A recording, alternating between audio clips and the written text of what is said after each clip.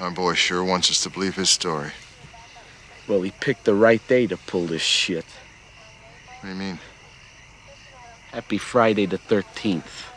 And same to you. Yes, it's that very special, somewhat spooky, allegedly unlucky day that comes anywhere from once to thrice a year. Big day for goths and black cats everywhere. And of course, a certain hockey-masked slasher. Damn it, there really is something about this franchise, isn't there? For some, it's the camp, no pun intended, of the early films. Others, the carefree, anything-goes style of the sequels. Or maybe it's just the sheer body count that gets butts in seats. Throwing the why out the window, the Friday the 13th series is a juggernaut. And though it might not be the best of the slashers, it just might be the most quintessential, the most bare bones, no bullshit, first thought in your head slasher series there is. And you've got to give Jason his bloody flowers up there on Slasher Mount Rushmore for that. So I will. Jump on in, the lake water's fine, and let's rank all 12 Friday the 13th movies from bottom to best.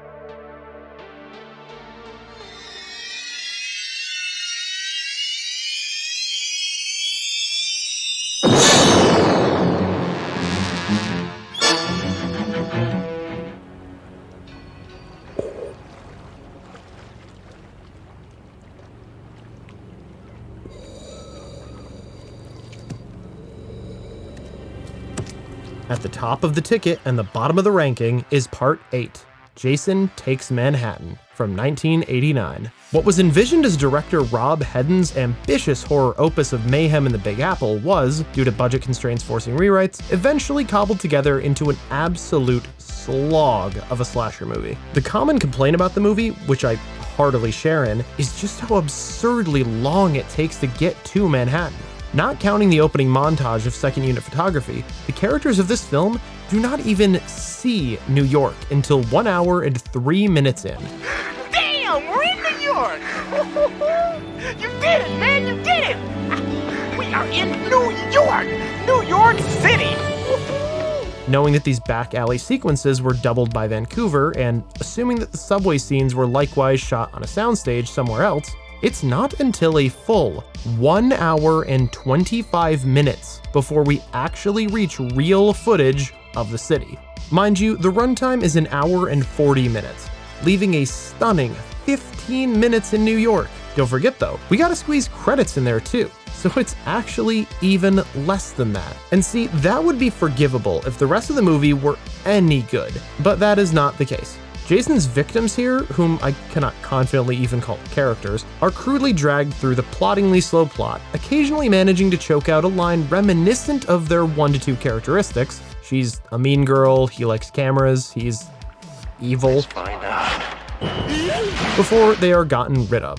Thanks to the MPAA's harsh censorship at this stage in the series, almost none of the kills when they do come are worth looking at. Atop all that though, standing champion of this film's many failings is the pacing. Oh, the pacing.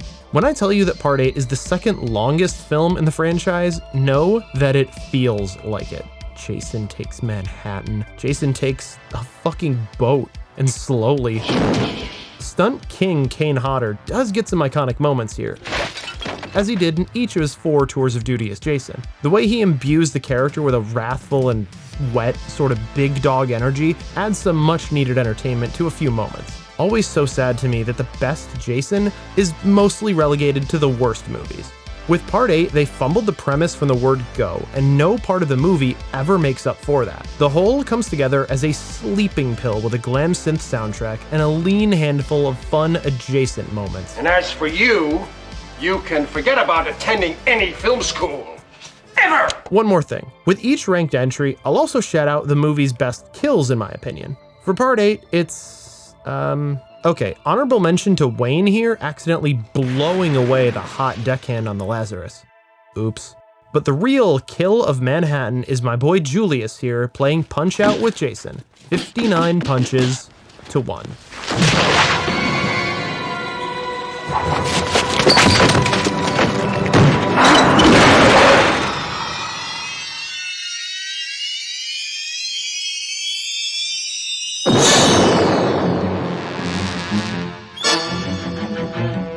Where are we headed? We're going to Camp Crystal Lake. Oh, yeah? Planning on smoking a little dope, having a little premarital sex, and getting slaughtered? Number 11 is Jason Goes to Hell, The Final Friday. That's part 9. While Manhattan tried and failed to physically transplant Jason out of his element into the big city, with poor results, Jason Goes to Hell, I guess you could say, spiritually takes him out of his element, with poor results. Instead of your standard Jason butchering campers plotline, after being positively nuked by an FBI strike force pre-titles, Jason is forced to play body swap with various victims, all while hunting down the last surviving members of his family, the Voorheeses, the only people who can permanently kill or resurrect him. You get all that? Me either, honestly. My entire time rewatching this one, I kept thinking about how it felt like I was watching a movie that would never actually exist. You don't need me for that. Yes, I do. Like it was some batshit unproduced script I'd read about in a Harker Press publication. Yet, here we are. I know continuity is pretty loose in all of these, and slashers in general, but the ludicrous amount of retcons needed for Part 9 to function at all keeps it from feeling like it belongs anywhere. There's the old Voorhees place, other Voorhees characters in general, the magic dagger, and Jason's whole new superpowers and rules, all of which are spoken into life by retcons personified. Bounty Hunter Creighton Duke. Son of a bitch, you remember me? No, I don't actually, and I've seen all these movies 5 times over. Who the fuck are you? I mean, Duke is cool, and Stephen Williams plays him well, if not psychotic.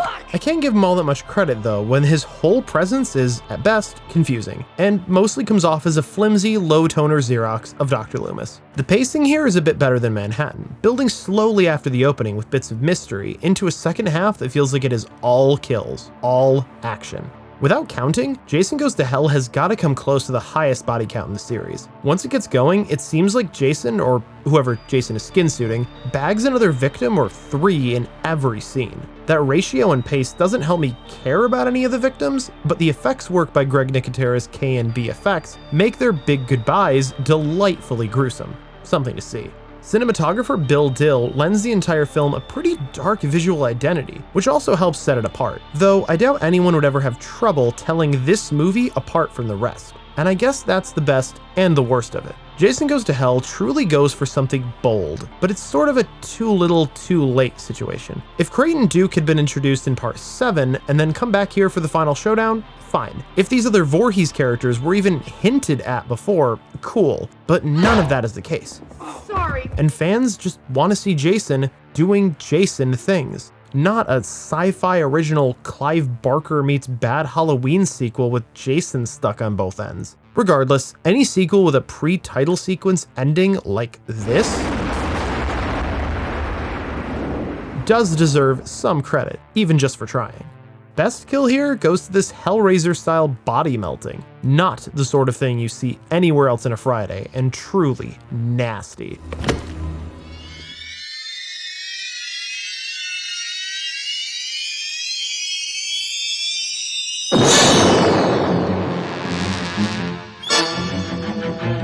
The children have been very bad on Elm Street. Rise up, Jason! Your work isn't finished! Hear my voice and live again! Number 10 is gonna be 2003's Freddy vs. Jason. This film is almost mythic. Even before it came out, rumor, speculation, and leaks about this project were the stuff of early internet legend. I've read books about this movie, and all of that effort and all of those drafts by all of those writers somehow landed in Ronnie Yu's not so capable hands. See, I blame Ronnie Yu more so than Shannon and Swift, said writers, because even within this series, I've seen a script by those two perform much better in the hands of a more competent director, but we'll get there later. This isn't to say that Freddy vs. Jason's script is per se good. Dude, that goalie was pissed about something. But for all the development hell it took to get where it is and how much the movie had to juggle, I think, on paper, the scripting is fine, to say nothing of the rest. It looks just plain but ugly. Not only in terms of the wet, hyper-saturated music video color palette, but also the weird wide-angle compositions do nothing for me. Especially when, and I don't know if I should blame Ronnie Yu or DP Fred Murphy, but the movie constantly does this frame-cutting shutter speed effect. And I mean constantly. It looks like total shit and sucks the fun out of some of the film's better kills. Which, side note, Freddy actually only gets 1 kill in this film, to Jason's more than a dozen. But Jason, poor Jason, cannot be saved in this iteration by a kill count because he's so unbelievably lifeless. I'm sure Ken Kersinger is a fine stuntman, but his performance as Jason here is far and away the worst of all the folks who donned the mask. He quite literally barely moves, has no expression or character put into any of his actions or gestures, and just looks cheap. But I guess he's tall, so sure, he can replace Kane Hodder. Despite the movie pulling some decent talent, Jason Ritter, Lachlan Monroe, even B-movie darling Zach Ward, credited here as Zacharias for some reason, the acting from everyone is straight up inadequate. Sorry! Goes without saying, but this does exclude Robert Englund, living legend that he is. The only thing to fear is fear himself. So, is there anything I like about Freddy vs. Jason? Well, yeah, Freddy vs. Jason.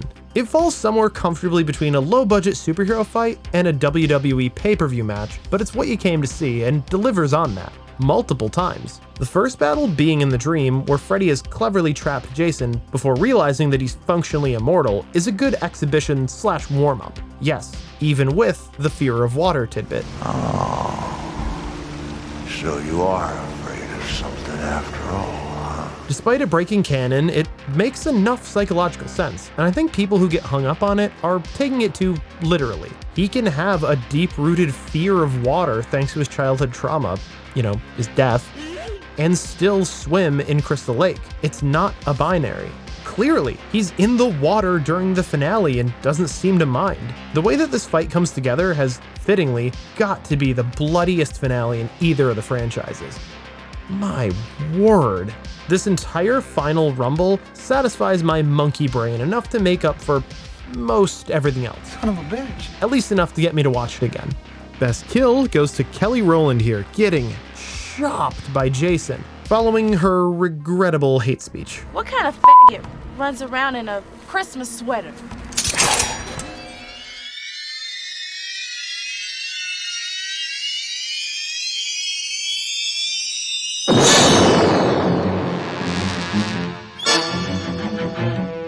It's Jason Voorhees.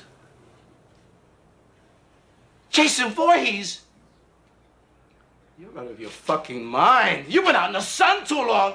Jason Voorhees is dead. Sliding into 9th place, we have 1985's Part 5, A New Beginning. Yeah, turns out it's a new beginning, not the new beginning. Who knew? Honestly, that subtitle holds pretty true.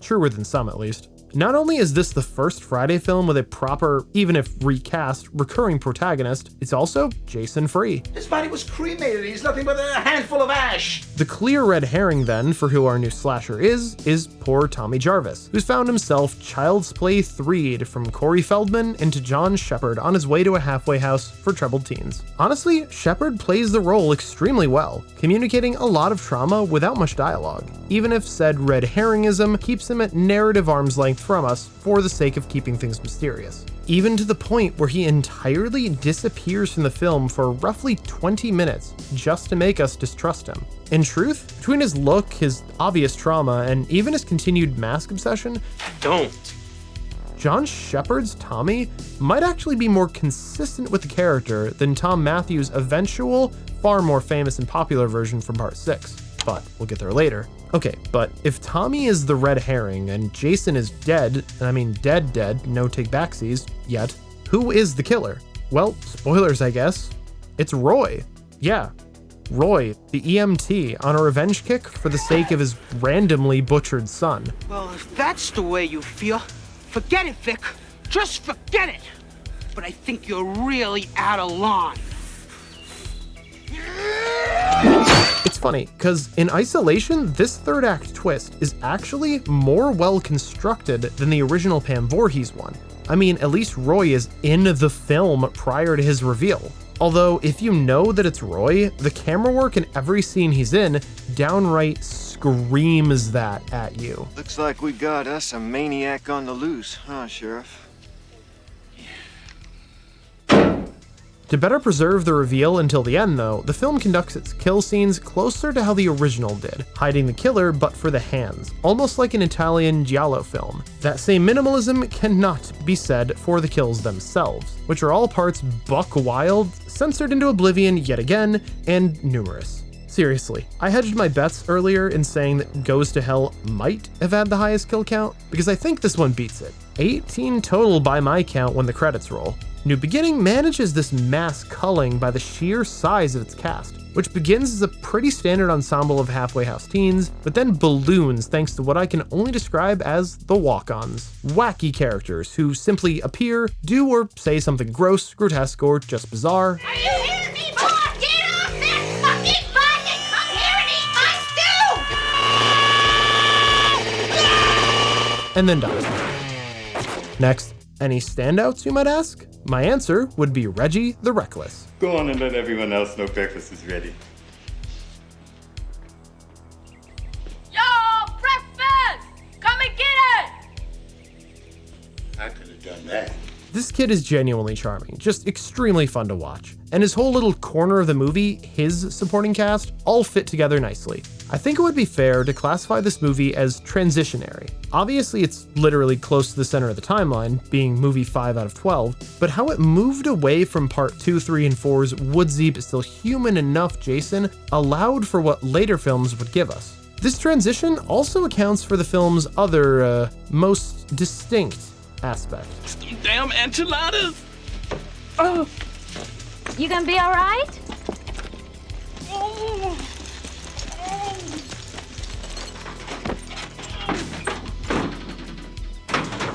Yeah, it might take the cake as the most classless entry in the series. Don't get me wrong, Fridays Before were a little trashy. They had some co-ed gratuity and weren't the cleanest, but compared, they were tame. This movie has more sex, a much fouler mouth, Those cunts aren't gonna wait all night. and shit and cocaine to top it all off. In short, extremely 1985. Sleazy and not afraid to show it. It's showtime!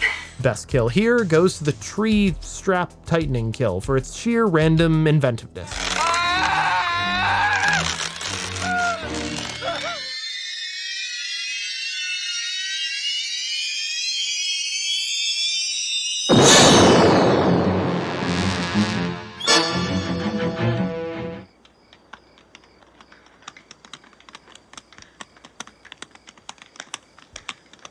Next up at number 8 is part 3. That's part 3 in 3D, if you're cool. You know, this one used to be my favorite Friday the 13th. I'm not sure when my opinion shifted so harshly against it, but here we are. What I do still like about part 3 is that Steve Miner remains one of the better directors to have touched the series. And despite some really bad ADR, That was close. Where's this coming from? and having had to double fist shove gimmicky as hell 3D moments into otherwise normal scenes, part 3 still holds itself together okay. Though the final girl and her man are pretty weak, and we'll get back to her, some of the other supporting campers are pretty fun. Shout out to Shelly. Don't move him! Oh my... Get up! Doubly so for gifting Jason his mask. The movie also makes good use of its trio of roughneck biker type characters. Even though I don't think motorcycle gang when I think rural New Jersey, these goons pretty well pad out the runtime and the kill count with their antics. Plus, having a human threat, one separate from Jason, is a worthwhile idea. They are, after all, the reason why our final girl in Change can't simply drive off to get away.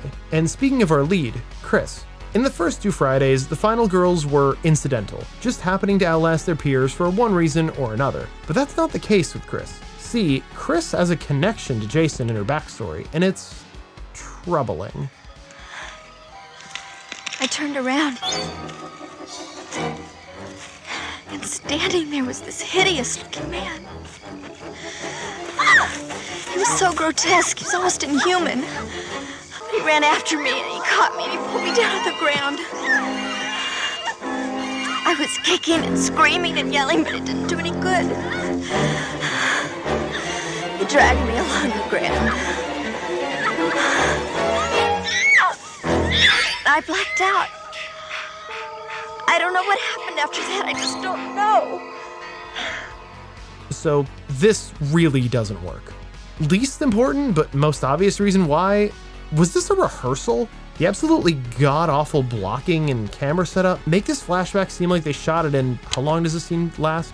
Yeah, that long. More importantly though, not only does this at least lightly contradict the timeline as established, Jason would not have looked like that at the time she's saying this happened, but also, the scene ends with Chris blacking out and Jason still grabbing on her. So did he, it's very uncomfortable and does nothing but give our lead a needlessly exploitative connection to our killer, making her look like an idiot in the process for not putting two and two together sooner. Well, I guess it also puts this film into the rape revenge horror subgenre. Yay! Throughout part 3, this Jason comes off as a bit more of a perv than other versions, and I mean thematically there could have been something to a Jason who's more of a sexual being. After all, it's canon that he drowned as a boy because counselors were off canoodling on the job, and to explore that beyond him just getting a lot of kills while people are mid-act could have been interesting. Could have, because it's never addressed again, which leaves this version of Jason hung out to dry as widely out of step and generally icky. If you're forgiving and just want a pretty light slasher outing, or if you want to see Jason fully transform from bag-headed woodsman to hockey mask slasher, part 3 will get you there. But it's the weakest of the first 4, and I'd be shocked if it was anyone's favorite. Where are you going? Away from here? Best kill goes to the spear gun through the eye. The 3D effect notwithstanding, it's the first kill in the series featuring Jason fully suited up. Plus, spear guns are cool.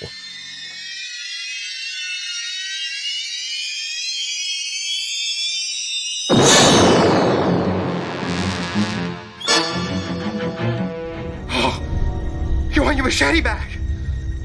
Shit, it's yours! Take it! Just remember who saved it for you. Guys! It's okay, he just wanted his machete back! Coming in hot at 7th place is Jason X from 2001. Missed being able to call it Jason 2000 by one dang year. Oh well. Part of me bristles at the idea of putting what is, in all reality, Jason in space any higher than last place. It's dumb as a post, and the CG is positively deep-fried, and the whole concept just screams creative bankruptcy, but it all kind of works. Whoa! Works for a B movie, or works for Jason X, let's put it that way. Personally, I don't think we even needed the audience proxy leading lady to help them back into the lore. The movie is just so confidently stupid, it probably could have just hit the gas and started us right there in 2455 with little to no explanation. What's a hockey mask? Facial armor. Used in a sport outlawed in 2024. Just boom, right there into the world of MTV-ass clothing, Android babes, VR holodecks, the BFG from Doom apparently. You got a BFG?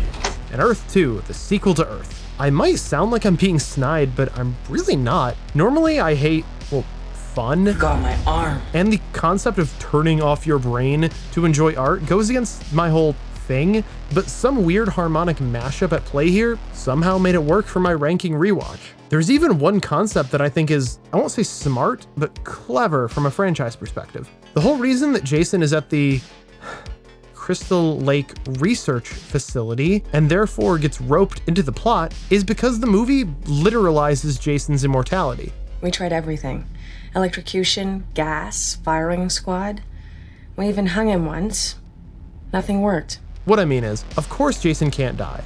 That's pretty clear after 10 films. But Jason X, even if it's to serve its pseudo-scientific purposes, actually has characters, researchers and the like, asking why that is. How does that work? Physically, biologically. There's something interesting there, even if it could be argued that shining such a big bright light on one of the series' few remaining mysteries totally ruins it. Honestly though, despite how wild of an idea Jason in space is, I find myself with less to actually talk about here than for most of the others. I could say that the characters are weird, the acting's hokey. You scream like a girl. Screw you. I could talk about the ugly visual design, but why bother? It's Jason X. Best kill goes to the badass security chief Brodsky, who not only survives this gem of a fake out, It's gonna take more than a poke in the ribs to put down this old dog. Yeah, that ought to do it.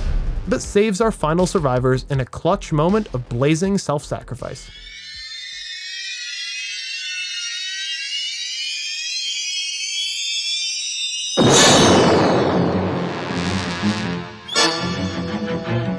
Rejection. Okay. Fine. I can take it. I've been rejected by some of the finest science fiction magazines in the continental United States. In 6th place, we've got Part 7, The New Blood from 1988. Forget Freddy vs. Jason, we've got Carrie vs. Jason, or sometimes more like Stephen King's Firestarter vs. Jason. However you want to dress it up, Part 7 strikes a solid balance between being different enough from the run-of-the-mill just Teens in the Woods entries without straying all the way into the overly absurd Jason in Space style ones. Tina, our troubled telekinetic protagonist, offers us a final girl with a non-standard struggle that she's going through. Look, I don't know how any of this is gonna help me. Your psychokinetic ability is a projection of the suppressed guilt feelings that you have. Would you speak English? And a wholly unique way of eventually fighting back against Jason. Sadly, it appears that even with a budget rivaling, if not larger than that of about half the series, almost all of Part 7's cash on screen went to the effects for Tina's powers, especially in the finale. We'll come back to that. The lion's share of the film takes place at either the research cabin where Tina's brought, party cabin where the rest of the teen cast is staying, or the woodcut between them. That's it. And yeah, most Friday movies love them some woods, but they manage to mix it up, or at least shoot it in a way that doesn't feel like we're looking at the same 10 trees while people get slashed.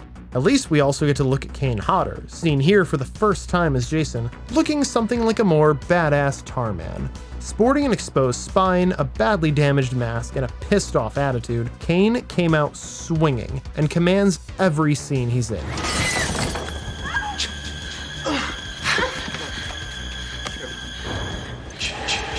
He's so good that even carries over into the ones where he's getting tossed around. Now imagine if we actually got to see his kills. But alas, Part 7 is yet another victim of the MPAA's brutal shears. Though I do think that this is the best movie featuring Hodder, I think it, more importantly, is the film that best utilizes him and his talents. While Jason Goes to Hell or Jason X's gimmicks, body swapping and cyborg upgrades respectively, can be said to distract from Kane's work, this movie's gimmick, Tina's superpowers, elevates him over and over. From the very moment the finale kicks off and the movie truly becomes Tina versus Jason, it's a feast of crazy battle with stunt gags that bring the house down. Quite literally. Outside of this fight and the supernatural polish that Tina manages to put on the film, Part 7 is predominantly one-note teens and walk-on goobers meeting weak, heavily edited ends like we've seen before. I guess you could call the bizarre, somewhat problematic backstory about Tina's abusive, possibly undead dad something new, but honestly, the less said about that weirdness, the better. More than anything, New Blood is all build up toward one of the most badass climaxes in the series. Before you hit that high, there's just enough to keep you watching. There goes the neighborhood. Best kill here is a good old-fashioned Jason window throw.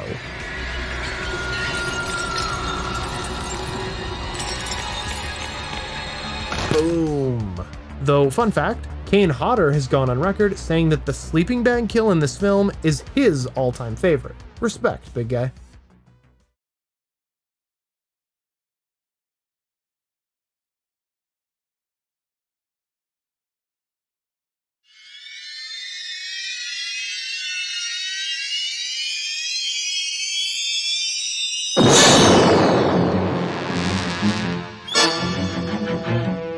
You kids keep your noses clean, you understand?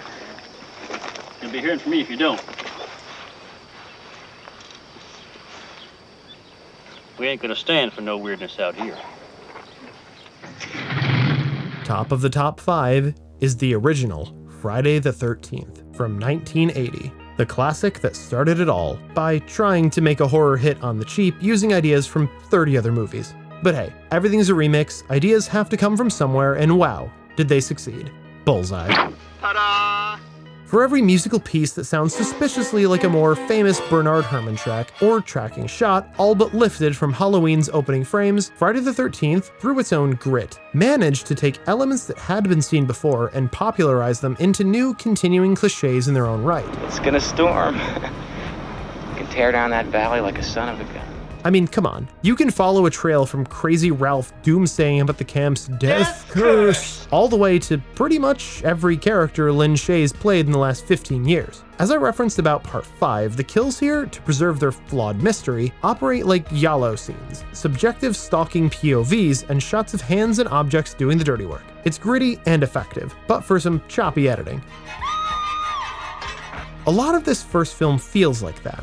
Raw and unpretentious. Like it's not trying to be high art or blow your mind, but just give you some good, cheap thrills in an authentic, if creepy, summer camp.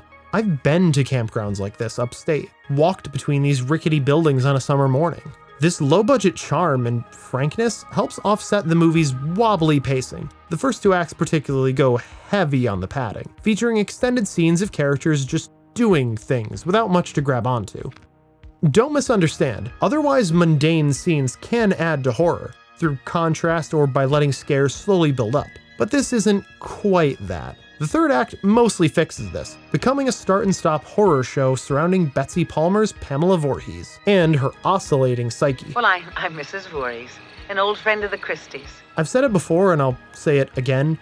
The twist that the killer is Mrs. Voorhees could have been a truly great reveal if she'd been a part of the cast before the reveal. As is, we have to play quick catch-up being introduced to her before the fun can really start. And it is fun. Palmer's performance is a little eccentric. Don't let her get away, Mommy. Don't let her live. I won't, Jason. I won't. But there's enough real pain underpinning it for it to work. Where she doesn't quite sell it as much is some of the physical acting. Miss Palmer just doesn't seem particularly comfortable throwing herself around. But she was 53 years old at the time, so I can hardly blame her. Obviously, Friday the 13th is a classic for a reason. In the same way that Halloween distilled Black Christmas and Peeping Tom and Texas Chainsaw Massacre into success in a suburban setting, Friday took Halloween's distilled success to camp, and would go on to influence the genre itself, and to find its own imitators as competition down the line. But in this first film, before Friday the 13th would go on to define the summer camp slasher sub-genre, there were a couple of little curious moments. Just one-off lines that never went anywhere, but that I find evocative. Boy drowning in 57? A bunch of fires? Nobody knows who did any of them. In 1962, they was going to open up. The water was bad. It's not bad enough to have Friday the 13th. We've got to have a full moon, too. We keep statistics. We have more accidents, more rapes, more robberies, more homicides, and more of everything when there's a full moon. It upsets people. Makes them nuts. These minor bits of mood-setting dialogue cast an air of almost mythic foreboding over this first film, as if Pamela's rampage, or something like it, was always destined to happen here, at Camp Blood. It makes me think, in the same way that people wonder about an unrealized anthology version of the Halloween series, one that would have followed Season of the Witch's lead and not Michael Myers, what if Friday the 13th had followed that path, telling stories about all the horrible things that might happen on, well, Friday the 13th? Many times, the first film in a long-running franchise feels miles apart from what it would become. And no, there's no demons or uber Jasons or Jasons at all here, him aside. Nevertheless, this first trip to Camp Crystal Lake feels right at home with the rest. Best kill goes to Tom Savini's legendary arrow through Kevin Bacon's neck. Still holds up more than 40 years later.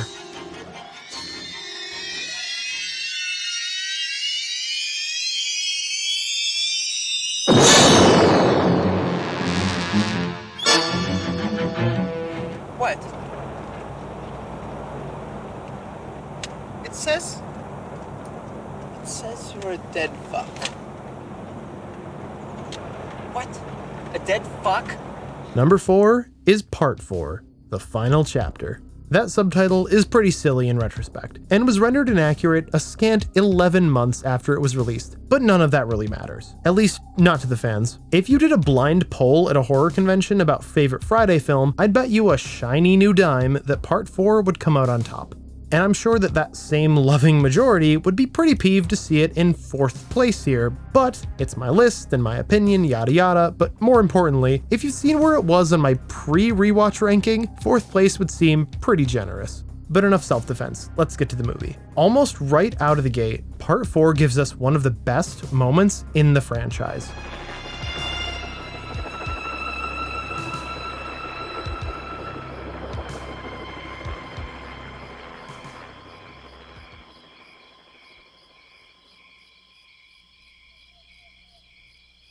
Watching the authorities and paramedics carry the carnage of Part 3's finale away, letting Crystal Lake settle back into silence, even something like peace, is brilliant.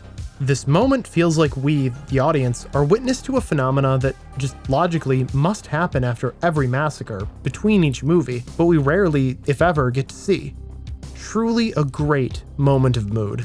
Another strength of this movie, and a likely explanation for some of its popularity, is just how classic it is. How many robots is that? 35! There's no more Pamela, no more figuring out who Jason is, or even what his aesthetic is. Part 4 presents us with a Jason at his most iconic, right from the jump. Flip side of that, being maybe the only major outlier in this, the most textbook of Fridays, is our lead. Not a final girl, but a final boy, and a young boy at that, Tommy Jarvis. Hi, Mom! Tommy? Who's your friend? Mom, this is Rob. Rob, this is my mother. Hello, this is Jarvis? Yes, that is 80s brat Corey Feldman in the role, too. Jarvis is the closest these films come to having a main character outside of Jason, and appears variously in parts 4, 5, and 6, forming a bumpy trilogy of continuity. In this iteration, Tommy is not so subtly portrayed as something of a self-insert for makeup legend Tom Savini, who found some of his earliest success on the first Friday. Tommy sculpts unrealistically complex masks, fixes broken down cars, and generally just 80s movie kids it up, including some regrettable but almost charming perving on the teenage babes. Tommy, turn around. Oh, come on, can I just turn around?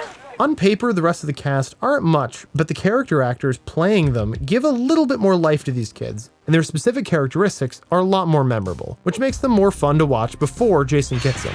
And when he does, hoo boy, these are quick and dirty by design, bringing top-notch effects work for the budget together with genuine sicko creativity into some of the series' best kills.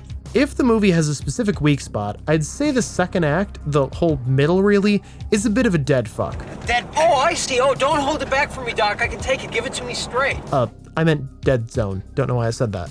Just because these kids are more fun than most doesn't mean I want to spend a whole evening goofing off with them. There is one character who I specifically have to pick apart. See, Rob, this handsome backpacker, shows up claiming to be hunting bears, but eventually reveals that he's really out to avenge his sister Sandra, a side character from part 2.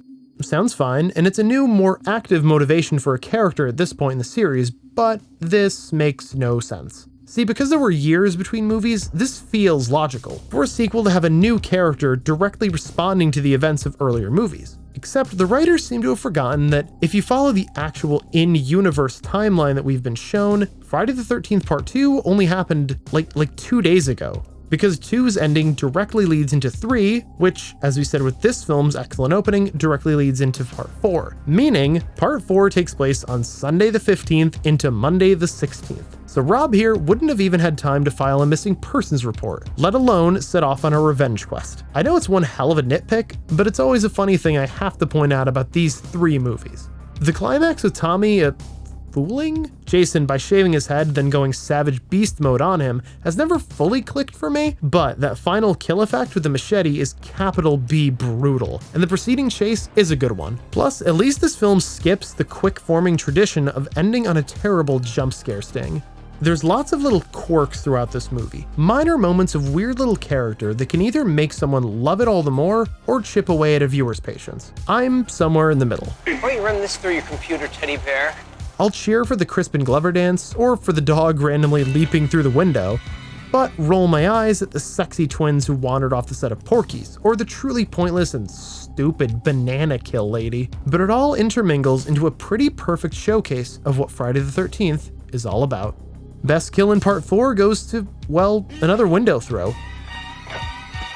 This time all the way down onto the roof of the car. Boom. Seriously, what is with all the window stuff in this movie?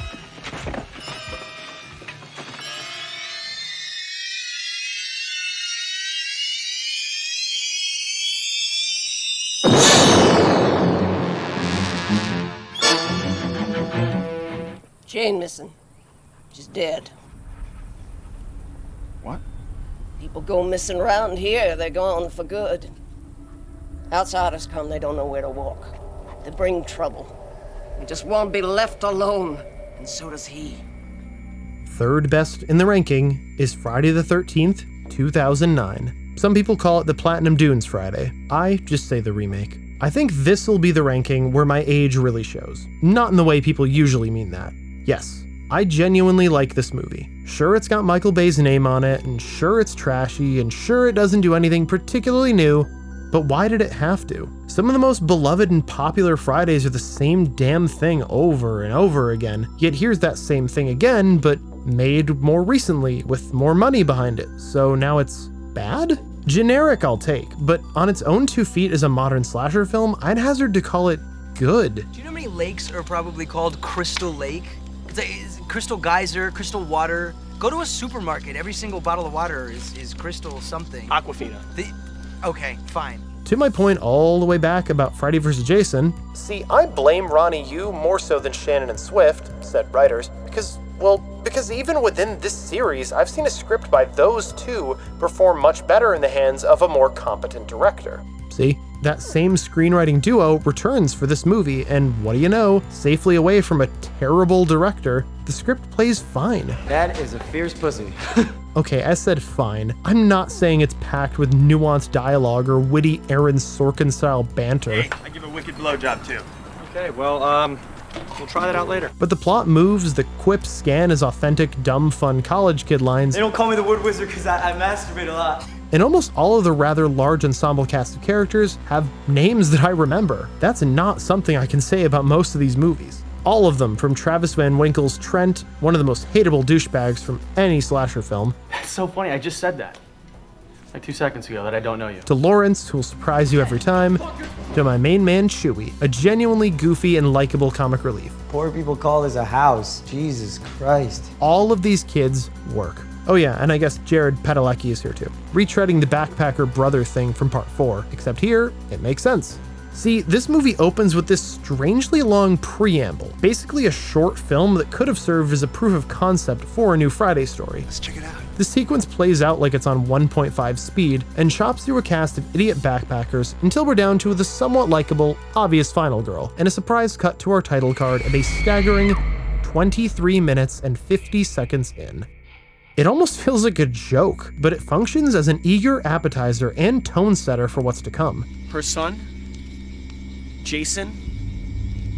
Not to mention, it serves the plot, because the sister who Moose there is looking for happens to be our opening would-be final girl, Whitney. Bafflingly, she does turn out to be alive, kept chained up by Jason in his subterranean tunnel network, thanks to a passing resemblance to his dead mother.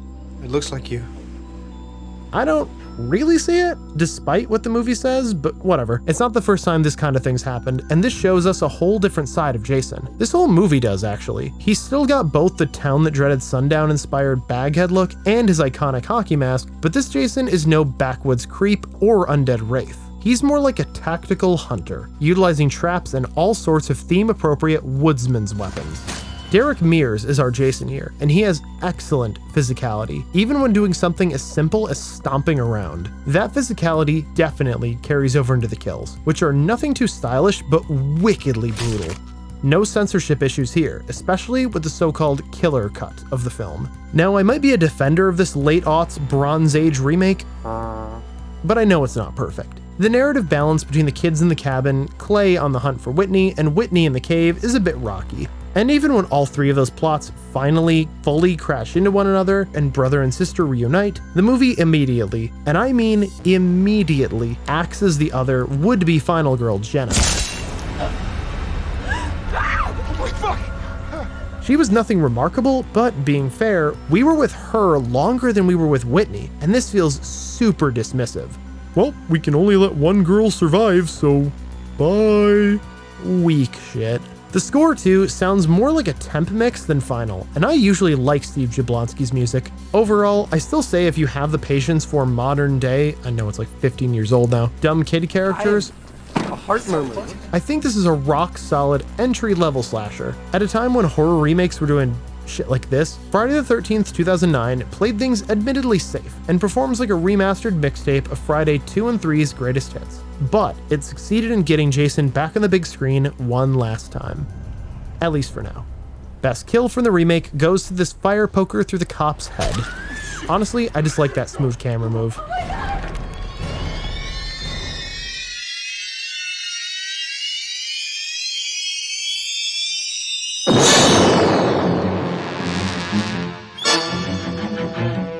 Good night.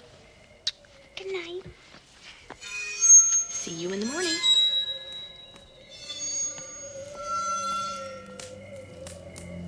The silver medal place, that's second, goes to part 6, Jason Lives. This one is, by my count, the best of both worlds. It has some very effective creepy imagery, even as early as the first minute with these shots of the lake, or far later with Jason creeping around the lodge full of sleeping children, a first for the series to have an active camp with kids. But it's also up to its ass in goofy characters and wild set pieces. It even has a Dream Warrior style Jason theme song by Alice Cooper. Director Tom McLaughlin brought his love for the series and for more classic monsters together into this strange brew of a slasher movie, doing his best to please any kind of fan out there. And I think he pretty much got it. Darren, we better turn around. Why? Because I've seen enough horror movies to know any weirdo wearing a mask is never friendly. Coming off the Jason list part 5 to this isn't as jarring as you might expect. Just ignore a couple pesky lines of dialogue. His body was cremated. He's nothing but a handful of ash. And throw out that stupid shock ending with old Tommy becoming new Jason, and you're there. Rather than meek and isolated, Tommy in Jason Lives, now played by Tom Matthews, has far more leading man energy. He still feels enough like an extension of what came before as to not clash, but to his own credit, he brings a whole new passionate spirit to the character. Dig it up! You gotta dig it up! You gotta dig it up! Why he starts this movie so urgently needing to destroy Jason's body when it's clearly just been sitting there on the ground for years notwithstanding, this opening rules. Corpse Jason looks like he came right off the cover of Zombie 2, and the movie goes full Universal Frankenstein, reviving him with a bolt of lightning. From there, the entire plot becomes Tommy hopelessly trying to get the authorities to believe the terrible truth, while Jason makes his way home to Crystal Lake, leading to a final collision in the climax. Jason Lives has great propulsive stakes beyond the traditional, man, I hope that chick lives. This Tommy is actively out to kill Jason. The only way now to stop Jason is to return him to his original resting place, where he drowned in 1957. Lake Forest Green. At Crystal Lake, this nightmare began. And armed with his occult book, which might as well be voodoo for dummies, and with the help of the sheriff's weirdly down for anything babe of a daughter, Come on, Hot Lips, let's go. You drive, I'll navigate. he just might have a chance. This doesn't leave much room for meaningful characters outside of those core ones I just listed. Everyone else is a walk-on, a cartoon character, or both, but at least the movie's hard split between Tommy playing Dukes of Hazzard with Britt Cologne and the sheriff, and Jason chopping through random victims is a clean one. I do wish this film had better kills and frankly a slightly better Jason to really push it over the finish line into greatness. CJ Graham's Jason has his moments, and his performance isn't necessarily the problem. It's just, for being fresh out of the grave, he looks a little doughy and unintimidating. Jason Lives was when the MPAA really started chopping the kills down, but even the ones we get to see are on the weaker side. Where this movie hits, it hits hard. The atmosphere in particular, with so much wind and weather, is a constant that really adds a lot with very little. I can see why some aspects would be too much for someone, and a movie that aims to please everyone rarely, if ever, does, but it certainly works for me. Where 90% of other Friday movies feature a third-act chase with a final girl, Jason Lives sees Tommy light Crystal Lake on fire. So very cool. Picking the best kill, I'll give it to this goofy face through the RV wall.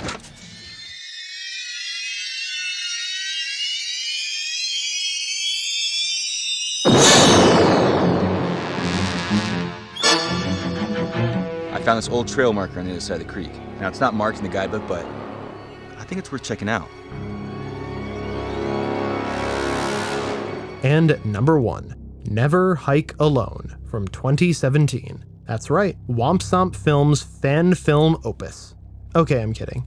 Well, not really. I do genuinely believe Never Hike Alone is good enough to be the best. It's brisk, brilliantly shot given its low budget and dual medium, tense and clever, but I never established that fan films were in bounds for the ranking, and it's not even technically feature length. So let's call this one big honorable mention, and a well-deserved shout out to the Womp Stomp team. If you haven't seen their series, that's Never Hike Alone, Never Hike in the Snow, and Never Hike Alone 2, which is feature length, by the way. Even though I have the Blu-rays thanks to Indiegogo backer awards, all 3 and plenty of bonus content surrounding is fully free on YouTube. Tom Matthews even comes back as Tommy, so go watch him. Okay, as for the actual number 1.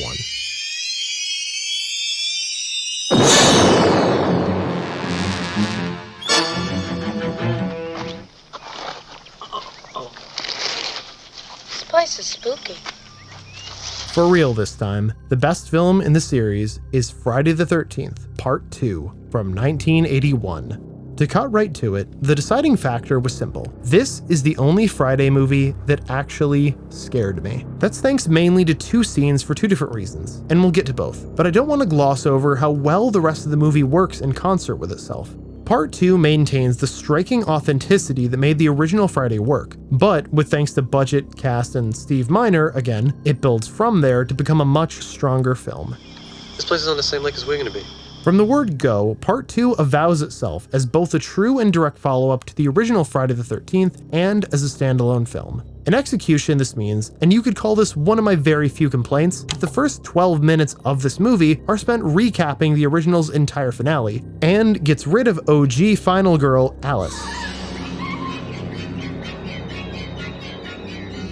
While on the one hand, I like that Jason's starting off his slasher tenure by nixing the only survivor of the previous movie establishes Friday as a series ruled by the killer, not the would-be heroes. On the other hand, this intro set the table for all the future sequels' clunky, plotting, pre-title recaps, which I never liked. And even here on its own, spending 12 of your 87 minutes this way is not exactly economical storytelling. I know that such recaps were a product of a time before home video made it easy for your audience to refresh their collective memories before seeing a sequel, but there was less than a calendar year between parts 1 and 2 releasing, so I think folks would have been fine without all this. Back to the balance though. Aside from a few brief returning faces in Alice and Crazy Ralph, Part 2 offers up a whole new strong ensemble cast, this time of counselors in training off-season.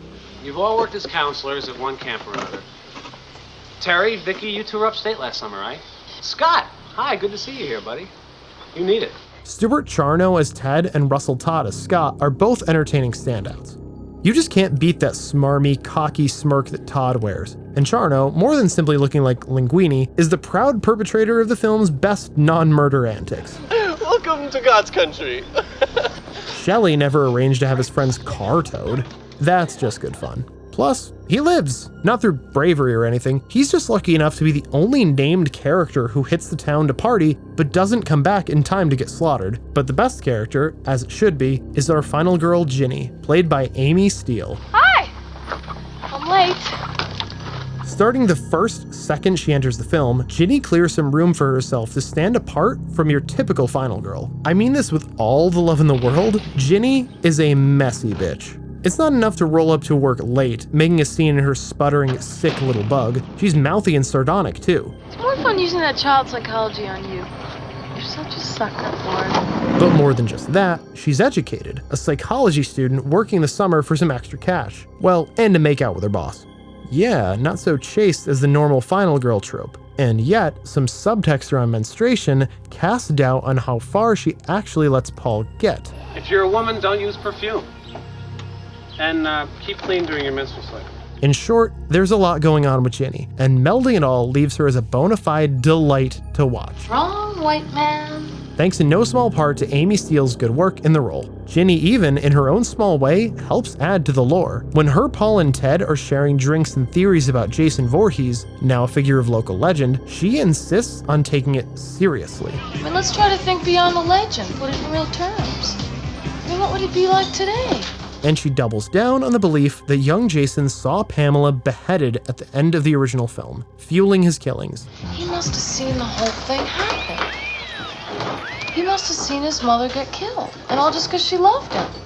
This is taken as canon scripture going forward, simply based on her word here. The entire tenor of the scene reaffirms that, though yes, we're in a hokey slasher sequel, Part 2 is still operating in a fairly grounded world, one where legends are flesh and blood. They still eat and sleep and have decipherable motives. It's an interesting perspective to come at Jason from. You'll just have to forgive some of her, dated psych terms. I mean, what would he be like today? Some kind of out-of-control psychopath? A frightened retard? He might not wear a hockey mask or even really put hands on a machete, but this bag-headed backwater version of Jason is one of the best. With his matted rustic clothing, his frighteningly true-to-life scrap cabin, and his lean toward more realistic body proportions and physical abilities, he perfectly fits this film's more grounded approach to things. This Jason's still incredibly deadly, but can be, even temporarily, wrestled into a stalemate by a grown man. This Jason's still dark and mysterious, but still ducks away from a swinging chainsaw. And a subtle, unique touch to this version is that his movements are almost always accounted for. That might not sound like a big deal, but in a franchise celebrated, or mocked, for a killer being able to teleport when off screen, grounding Part 2's Jason into a trackable, tangible space helps him feel more substantial. This even extends to his murder weapons, many of which are naturally subtly set up for throughout the film. All of this together makes Part 2's Jason maybe not the most badass Jason, not the tallest, the buffest, strongest, or the coolest, but maybe, just maybe, the scariest. I feel it's time to get back to those two moments that got to me. It's only fair.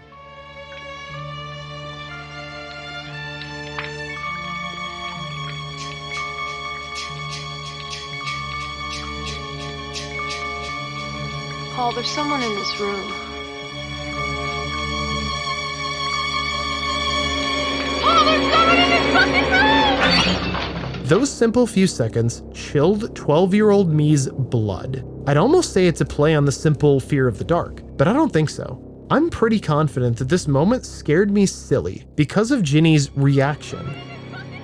The pure panic she voices is bad enough, but Paul either not hearing or not believing her until Jason's already on him is... I've had nightmares like that. The second and debatably scarier scene in Part 2 happens much earlier. I don't want to scare anyone, but I'm going to give it to you straight about Jason. It's a campfire story. That's all it is. It's one long push-in on a perfectly pulpy, impeccably told, scary campfire story. Jason's out there, watching. There is no better encapsulation of the best parts of this franchise than right here by the fire. Oh, I almost forgot. The best kill in Part 2 goes to the wheelchair chop. A truly wild swing.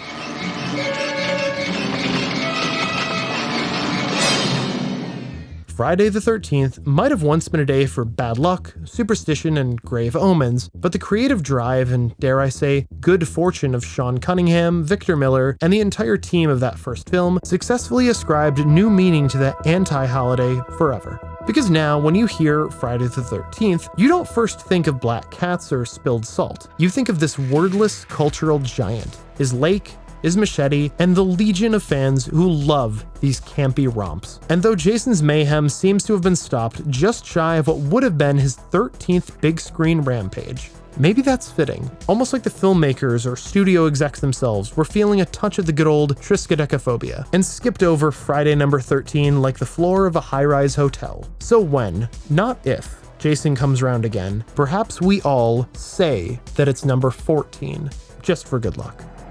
Thank you very much for watching.